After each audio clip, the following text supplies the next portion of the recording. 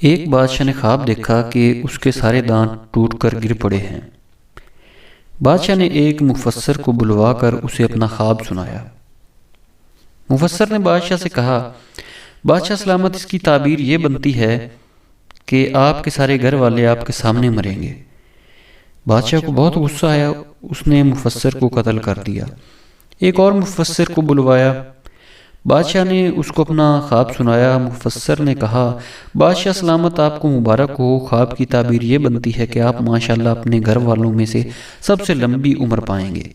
بادشاہ نے خوش ہو کر مفسر کو انعام و کرام دے کر رخصت کیا۔ کیا اس بات کا یہی مطلب نہیں بنتا کہ اگر بادشاہ اپنے گھر والوں میں سے سب سے لمبی عمر پائے گا تو اس کے سارے گھر والے اس کے سامنے ہی وفات پائیں گے؟